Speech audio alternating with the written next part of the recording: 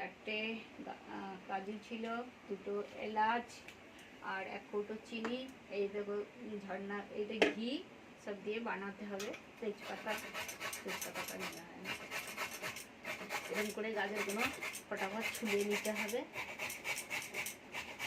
ছুলিয়ে নিলে ফটাফট হবে। দেখুন ছুলে নিলাম, ফিরে এইটা ছুলে নিয়ে ফটাফট করে মিক্সিতে দিলে, বারিক একটা থাকলে ফটাফট ছুলে নিবে, তবু ভালো। দেখুন বারিক বারিক করে ছোলা হয়ে যাবে। কী করবো, এখন তো গাজরের সিজন, এটা নতুন গাজর, আর যে গাজরটা পাওয়া যায় সবসময় ওইটা হচ্ছে একটু পিলা কালার, আর এইটা লাল কালারের, লাল মটন কালার গাজরটা। এখন এটা নতুন গাজর, এটা বছরে একবারই পাওয়া যায়, এটা সবসময় পাওয়া যায় না। গাজরটা এই সময়তেই পাওয়া যাবে, এখন এই সিজন তো। ছোলা হয়ে গেল, 2-3 মিনিট লাগবে, হয়ে যাবে সব ছোলা।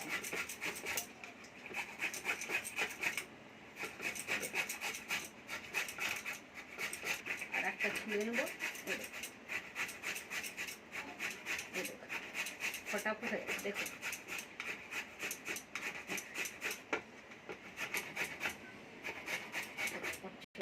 ফটাফট হয়ে যাবে ছোলা।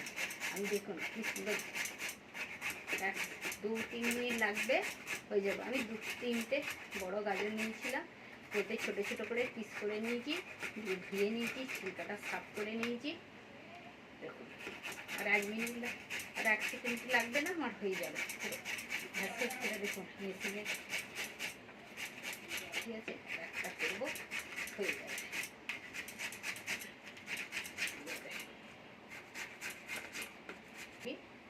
কাজুগুলো একটা পাত্রের মধ্যে ছুলে আনবো। 4টে কাজু ছিল, 4টে কাজু দেখুন এটা মিক্সিংয়ের মধ্যে দিয়ে ছুলে নিলাম। ভালো তো আমার কাছে কাজুটা ছিল, এই জন্য করলাম। এবার আমি গ্যাসটা চালু করবো, তেজপাতা দিয়ে দিলাম। এবার হালকা এটা ভাজা হয়ে যাবে, তারপর আমি ঘিটা দেবো। এখন 1 চামচ ঘি দিয়ে দিলাম, আবার পরে একটু দেবো, হালকা ভাজা হয়ে গেলে দেবো। মাছে তেজপাতাটা ভাজা হচ্ছে, এতে দিয়ে এবার আমি গাজরটা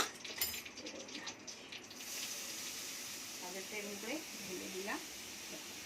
লাল লাল এবার পুরোটা দিয়ে দিচ্ছি, দিয়ে এবার গ্যাস স্লো করে আস্তে আস্তে আমি ভাজবো। এরকম করে ভাজতে হবে। ভাজতে ভাজতে আপনি এই গাজরের যে ভিতরের রসটা আছে, ওটি গাজরটা সিদ্ধ হয়ে যাবে। এবার আমি আস্তে আস্তে ভাজবো। গাজরের একটু বেশি করে কাজু, কিশমিশ, পেস্তা বেশি দিলে আরও ভালো হবে। আমার কাছে যা ছিল সেগুলোই দিলাম। বানাতে হবে। দেখুন বন্ধুরা কি সুন্দর লাল গাজর, আর যে পিলা গাজরটা ওটা সবসময় থাকবে। দুটো দিনই হয়ে যাবে দানাটা সুন্দর। একটা এতে টিফিনের মধ্যে রেখে এরকম করে করে থেতো করে নেবো, পুরো পাউডার করে নেবো।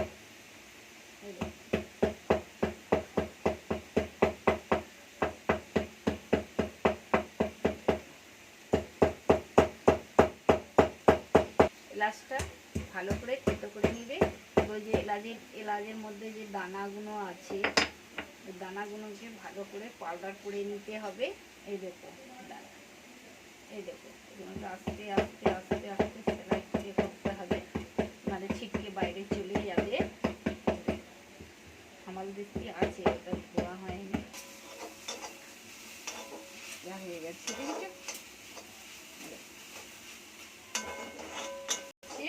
দেখুন লাল হয়ে পুরো ভাজা হয়ে গেছে, আর গন্ধ ছাড়বে না।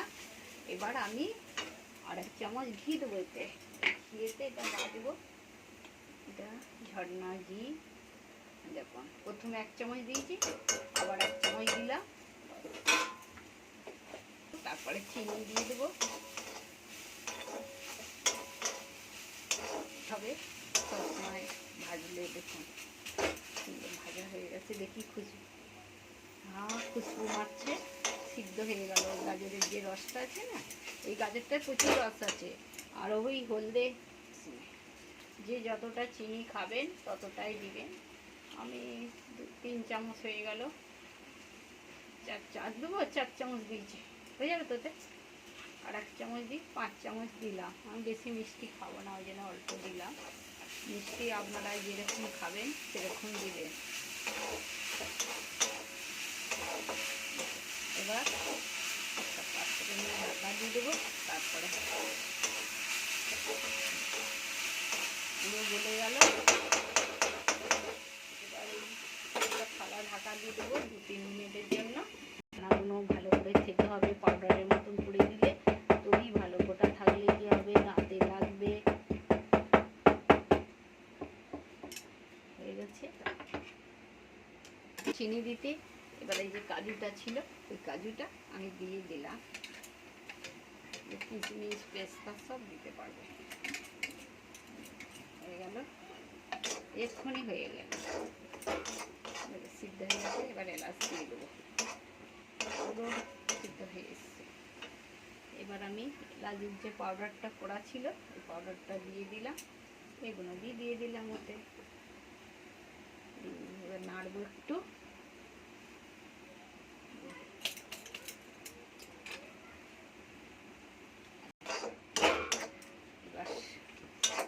এই যে এলাচটা দিলে পুরো এই গাজরটা তাড়াতাড়ি হালুয়া হয়ে যায়। পিলাটা ওইটা একটু টাইম লাগে, ওটা তাড়াতাড়ি হতে চায় না, ওটা তো শক্ত, এইটা নরম গাজর, এটা ফটাফট হয়ে গেল। আমি অল্প করেছি।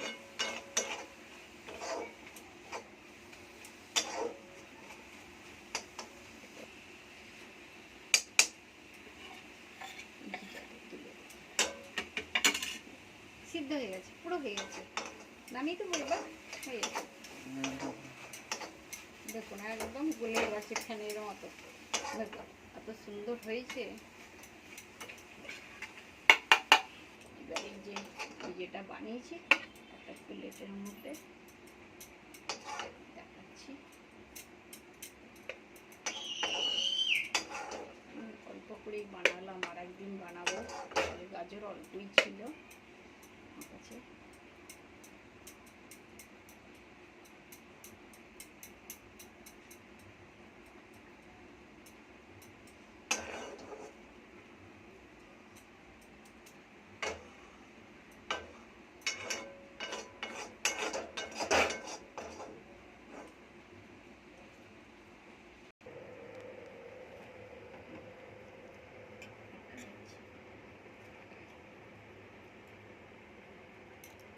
নমস্কার করে নিলাম।